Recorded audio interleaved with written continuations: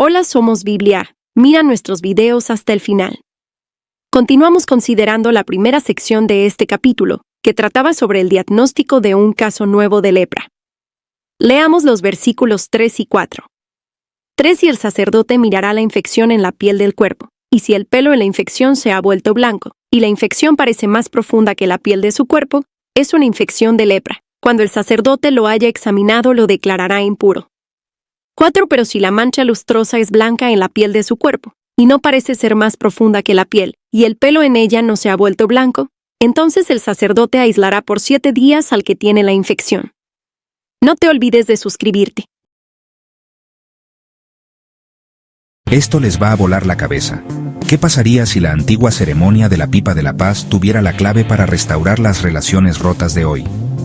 ¿Qué tal si la verdadera paz no es algo que se sostiene, sino algo que vive dentro de ti? Hola, somos Bibliar. Viajemos a un tranquilo bosque de Colorado, donde 5 jefes, 3 utes, 2 comanches, se reúnen bajo el sol naciente. Después de un siglo de conflicto, comparten la pipa de la paz, una tradición que debió haberse retomado hace mucho tiempo. 100 años antes, la paz se rompió con un solo disparo. La hostilidad regresó y las heridas fueron profundas. Pero ahora, sus descendientes rompen el ciclo. La pipa se convierte en algo más que humo. Es un símbolo de esperanza y sanación. Ahora, piensa en tu propia vida.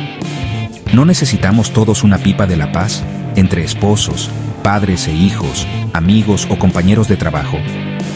Pero la paz verdadera no puede venir de un ritual. Comienza en el corazón. Y solo hay uno que da paz duradera, Jesucristo. Él sana nuestros corazones, nos reconecta con Dios y nos enseña a perdonar. Entrégale tu vida a Jesús. Deja que Él reine dentro de ti. Solo entonces la paz será más que un deseo, será tu forma de vida. La verdadera paz no se fuma, se vive, con Cristo en tu corazón. Gracias por vernos. Bendiciones. Continuamos hoy, amigo oyente, nuestro viaje por Levítico, el tercer libro de Moisés. En nuestro programa anterior comenzamos a considerar el versículo 3 de este capítulo 13 de Levítico. Y decíamos que no se hacía ningún juicio precipitado. Los sacerdotes observaban con cuidado al hombre o a la mujer sospechosos de tener lepra durante cierto período de tiempo. Si una lesión en la piel empezaba a desaparecer, permitían que esa persona volviera a su hogar. Pero si, en cambio, el pelo se volvía blanco, eso indicaba que la enfermedad era más profunda que la piel. Entonces, el sacerdote tenía que declarar inmunda a esa persona. Y dijimos que el gran médico también ha hecho una cuidadosa inspección de nosotros y ha hecho su diagnóstico. El apóstol Pablo, en su carta a los Romanos, capítulo 3, versículos 13 al 16, dice: «Sepulcro abierto es su garganta, con su lengua engañan, veneno de áspides hay debajo de sus labios, su boca está llena de maldición y de amargura, sus pies se apresuran para derramar sangre, quebranto y desventura hay en sus caminos». Luego en el versículo 23 agrega: «Por cuanto todos pecaron y están destituidos de la gloria de Dios». Amigo oyente, todos somos inmundos. Como cualquier médico, el gran médico nos pide abrir la boca y nos examina la garganta. Luego nos pide sacar la lengua y allí encuentra engaño y mentira. Examina la boca y allí debajo de los labios, todo lo que encuentra ahí no es nada atractivo. Todos somos leprosos espirituales. Y Dios no puede aceptar a leprosos espirituales en el cielo. Tienen que ser curados antes de llegar allí. Consideremos ahora por unos momentos la lepra como un vivo tipo de pecado. En primer lugar, la lepra está en la sangre. La heredamos, y somos pecadores por naturaleza. En segundo lugar, la lepra se manifiesta en formas aborrecibles. Amigo oyente, permítanos decirle que el pecado es aborrecible en muchas maneras. En tercer lugar, la lepra es una enfermedad horrible. El Dr. Kellogg escribió: «De entre todas las enfermedades, la lepra ha sido seleccionada por el Espíritu Santo para ser señalada como el supremo símbolo del pecado, visto por los ojos de Dios». En cuarto lugar, la lepra principia de una manera muy pequeña, un naciente, un escabro o tumor, una mancha, pero su fin es mortífero. Lo que al comienzo es algo tan pequeño, luego llega a ser una condición horrorosa y terrible. Los leprosos en la mayoría de los países hoy en día están aislados del pueblo y segregados en hospitales o en colonias especiales. Los que apenas hemos visto fotografías de leprosos nos damos cuenta de lo terrible que es la enfermedad.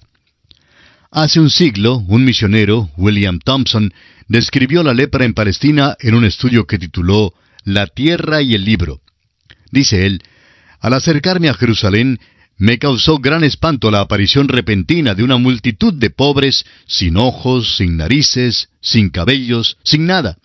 Levantaban sus brazos mancos y unos sonidos espantosos gorgoteaban de sus gargantas sin paladar. En una palabra, quedé horrorizado. El pecado, amigo oyente, parece ser una cosa tan pequeña e infinitesimal en un niñito. Puede aparecer primero como una manchita blanca. Los padres y parientes creen que Jaimito es muy gracioso cuando da sus alaridos y patadas al aire.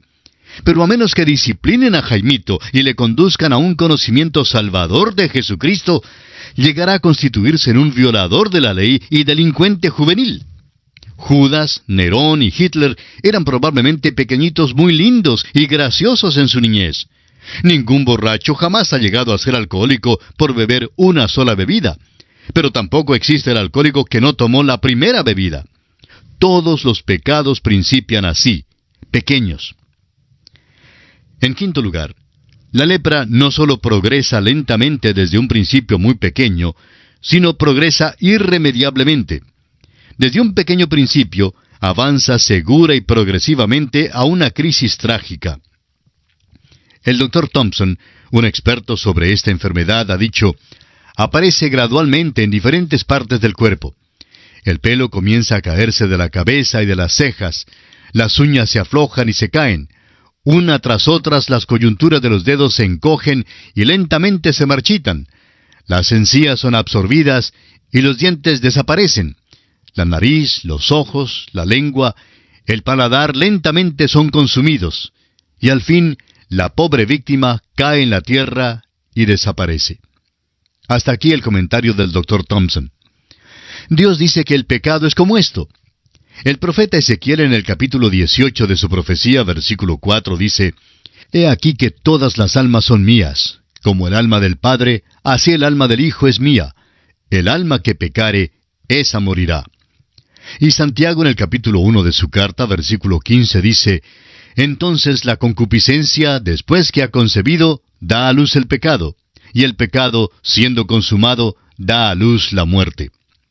La lepra es una muerte viviente, y así trataban a los leprosos casi como si estuviesen muertos. El apóstol Pablo dice en su carta a los Romanos capítulo 6 versículo 23, la paga del pecado es muerte.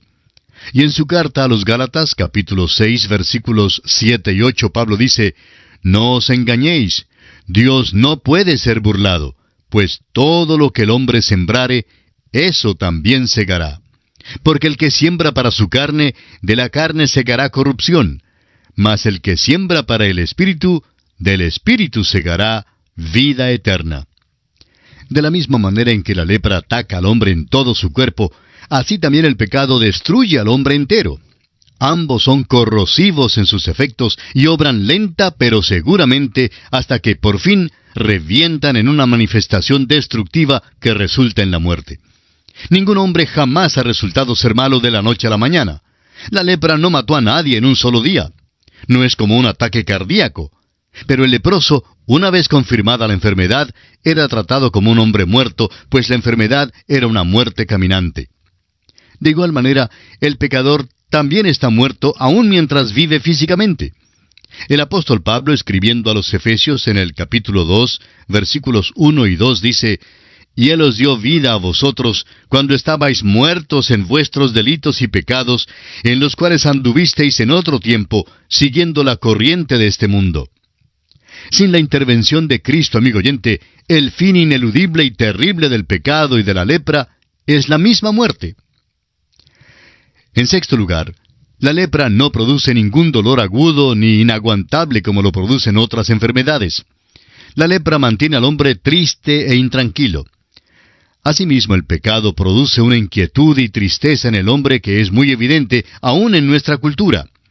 A los hombres les gusta ser entretenidos y que les hagan reír porque se sienten tristes.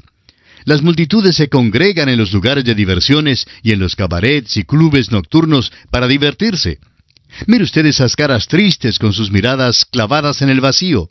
Observe los carros llenos de personas impacientes que no llegan a ninguna parte por más que viajen. Es lepra. Por fin, tanto la lepra como el pecado traen a la persona al punto de no tener ninguna sensibilidad. Y esto es exactamente lo que dijo Pablo en su carta a los Efesios, capítulo 4, versículo 19. Los cuales, después que perdieron toda sensibilidad, se entregaron a la lascivia para cometer con avidez toda clase de impureza. Es decir, que caen en una condición de contentamiento que es muy triste. O como lo dice el mismo Pablo en su primera carta a Timoteo, capítulo 4, versículo 2, llegan a tener cauterizada la conciencia. En séptimo lugar, se cree que la lepra es hereditaria. Ahora, si lo es o no lo es, no lo sabemos. Pero lo que sí sabemos es que el pecado ciertamente es hereditario. Permítanos citar aquí, amigo oyente, algo que creemos es muy importante. Donde la educación asume que la naturaleza moral del hombre es capaz de ser mejorada, el cristianismo asume que la naturaleza moral del hombre es corrupta, categóricamente mala. Donde se asume en la educación que un agente humano exterior puede servir de instrumento en el mejoramiento moral del hombre, el cristianismo asume que el agente es Dios, y aún así que la naturaleza moral del hombre no se puede mejorar, sino que necesita ser cambiada por una nueva. Y en octavo lugar, por fin la lepra y el pecado separan al hombre de Dios. Parecía cruel que el leproso no solamente fuera excluido de la sociedad, sino también del santuario. Pero tenemos que recordar que Dios es santo y es el autor de la justicia y la limpieza. Por eso, la lepra es un símbolo apropiado del pecado que nos separa de Dios. El profeta Isaías en el capítulo 59 de su profecía, versículo 2, dice: «Pero vuestras iniquidades han hecho división entre vosotros y vuestro Dios, y vuestros pecados han hecho ocultar de vosotros su rostro para no oír». En la Nueva Jerusalén, el pecador no perdonado y no lavado será excluido de la presencia de Dios, según lo leemos en Apocalipsis capítulo 21, versículo 27, donde dice: «No entrará en ella ninguna cosa inmunda o que hace abominación y mentira, sino solamente los que están inscritos en el libro de la vida del Cordero». También en el capítulo 22 de Apocalipsis, versículo 15, leemos: «Mas los perros estarán fuera, y los hechiceros, los fornicarios, los homicidas, los idólatras, y todo aquel que ama y hace mentira». Así la lepra permanece como un símbolo o tipo perfecto del pecado. Es pecado, por decirlo así, hecho visible en la carne. El sacerdote tenía que examinar al leproso y luego declararle inmundo.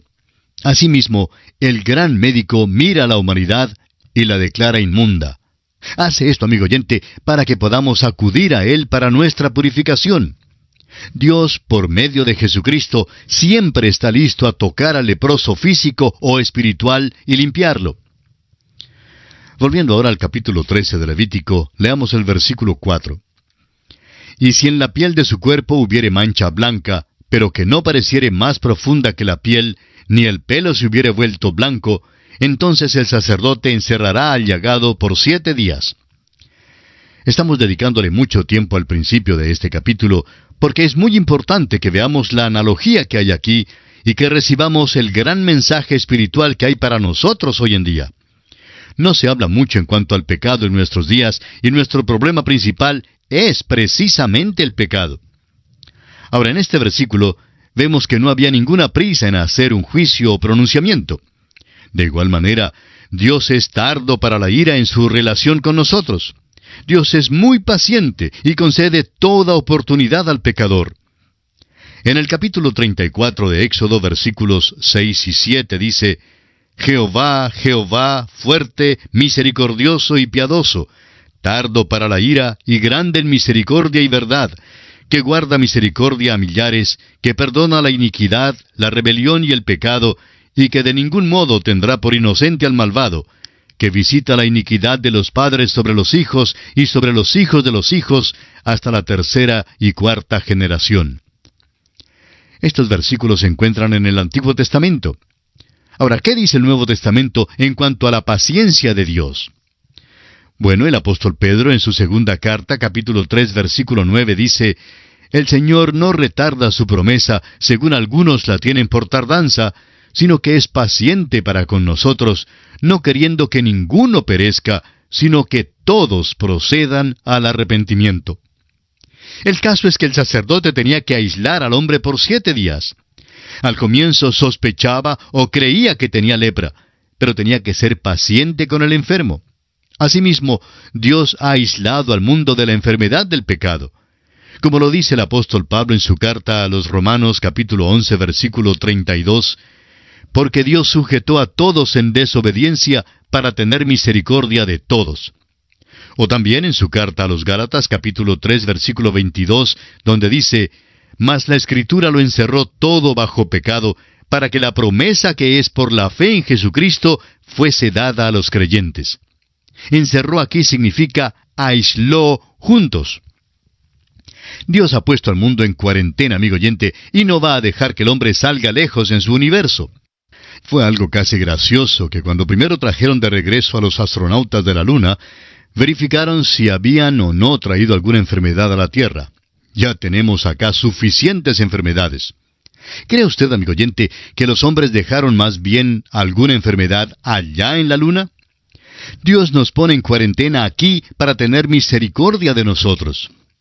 Leamos ahora el versículo 5 de este capítulo 13 de Levítico. «Y al 7º día el sacerdote lo mirará, y si la llaga conserva el mismo aspecto, no habiéndose extendido en la piel, entonces el sacerdote le volverá a encerrar por otros 7 días. Después de pasar los 7 días, el sacerdote hacía otra inspección, y si todavía quedaba un elemento de incertidumbre, entonces el enfermo se ponía en cuarentena por 7 días más. Como vemos, no había ningún juicio precipitado en todo esto. Y debemos aprender de esto que nunca debemos hacer juicios precipitados en cuanto a otros. Es cosa seria lanzar una falsa acusación contra otro creyente. El apóstol Pablo le dijo al joven Timoteo en su primera carta, capítulo 5, versículo 19, «Contra un anciano no admitas acusación sino con 2 o 3 testigos». También le advirtió que en los postreros días habría calumniadores. Un pastor dice que tiene por costumbre no dejar que alguien critique a un oficial de la iglesia, a menos que el acusado esté presente para escuchar la acusación.